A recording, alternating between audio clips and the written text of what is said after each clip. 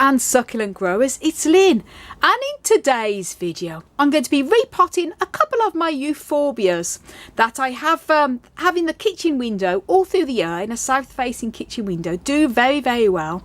And this one here is a Euphorbia zoutpansbergensis, what a name, and I'll put the correct word going across the screen because I'm hopeless at pronouncing them.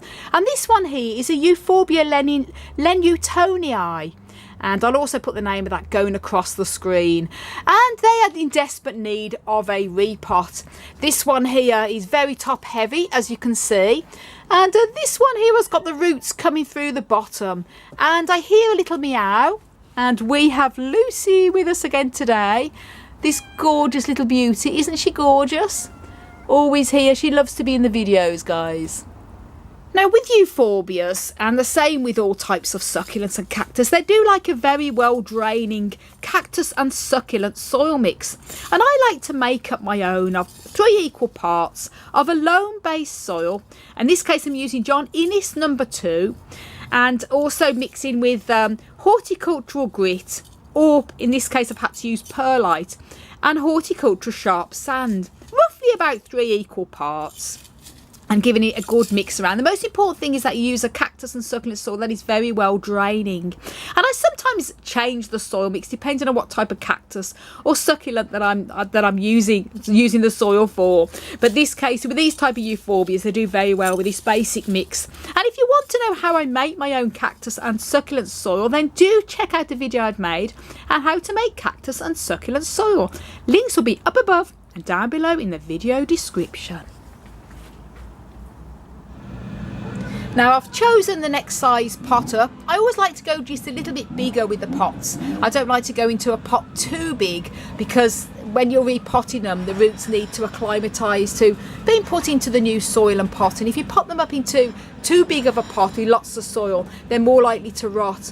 And also when I do repot, I always like to leave them dry for at least a week or two to let them acclimatise into the new soil and the new pot, and to let the roots settle. So if there's any root damage, they've got a chance to settle down before I start watering again. So here we go, let's get repotted. Now I've got a bit of the soil here on the tray, and first of all I'm going to do this one here. And I just want to mention, if you're handling very spiny plants and you're not used to handling them, then I recommend that you protect your hands with either some very good gloves or pieces of rolled up newspaper or card. In this case these aren't particularly sharp, and I'm used to handling cacti and succulents, and I prefer to use my hands. I know I'm crazy, guys, but I'm this one I can handle quite well, so but just bear that in mind.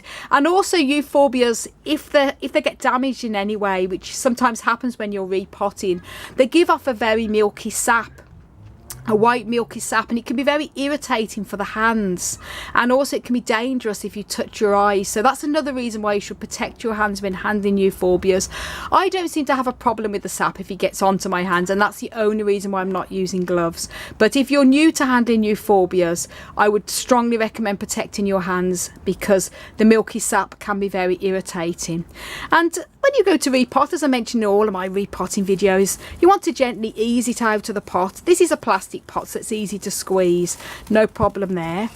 And gently shake, and as you can see, it is desperate to be repotted, very root bound.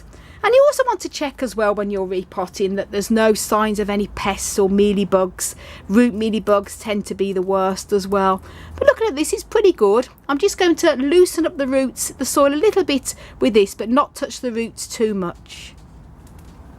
Now I like to use one of these little sort of fairly blunt little pickers here. This is like what you prod to put seeds in and seedlings in, but this works out well for teasing the roots, and just very carefully loosen up some of the old soil. I'm practically using the same type of soil mix anyway as I used with it when I potted this up, so just very gently loosen it up.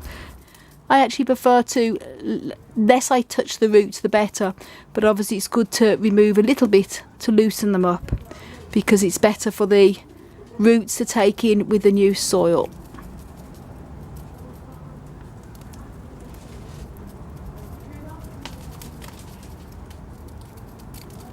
It's a lovely sunny day today. Weather's sort of finally starting to warm up a little bit during the days, which is great, and perfect day to do a bit of repotting.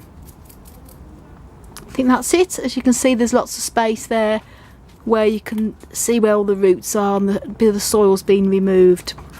And I'm going to gently then place some of the new soil into the bottom of the pot. Push this away. It doesn't matter if some of the old soil gets into it. As I say, I'm using practically the same mix anyway. Gently placing it in, and then putting the soil around the edges. So lovely to get repotting, guys, and it's just the most loveliest day to do it as well. Gently press down. I like to just gently tap, just lightly, so the soil gets around all the edges. And then use the little dabber again to press down.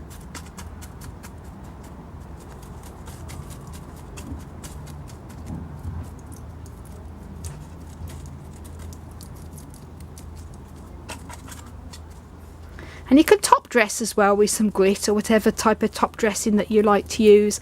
I'm actually out of grit at the moment, so I'll have to wait before I can top dress these. I always think it finishes them off nice, but the most important thing is that they've been repotted.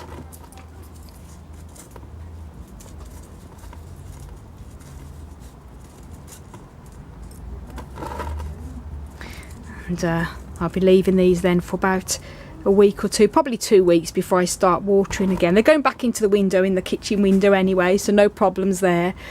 I've got a lot of plants I need to repot in the polytunnel, but because it's been quite chilly and a late start to spring, I've sort of held off doing a lot of them. There's going to be lots of repottings with them.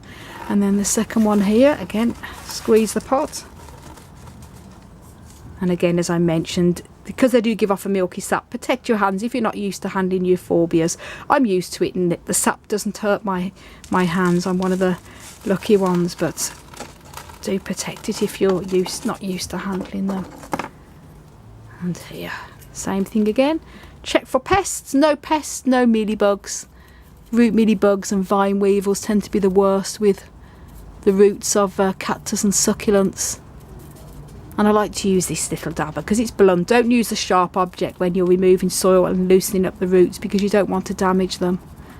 Just trying to, as you can see, pushing the hole through to loosen up some of the soil, loosen up them roots a little bit. So it's going to be better for the roots to take in the new soil.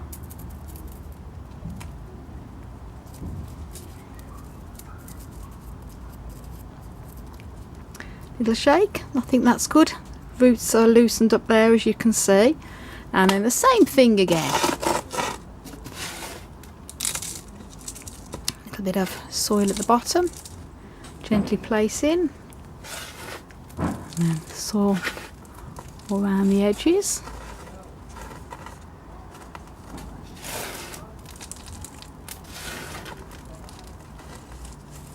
Gently press down.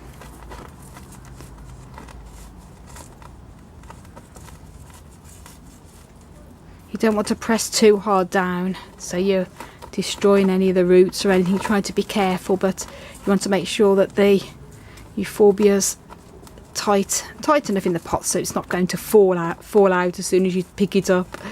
And then again, gently give it a wee bit of a tap to make sure the soil is down, and then down with the dabber again. And these are very easy to repot. I've got a lot of repottings to do this spring and summer, so do stay tuned, guys. And I've made many repotting videos on this channel of many different types of plants, so do check it out. Make sure there's no roots exposed, as you can see here. There we go. And just tidy it up a little bit.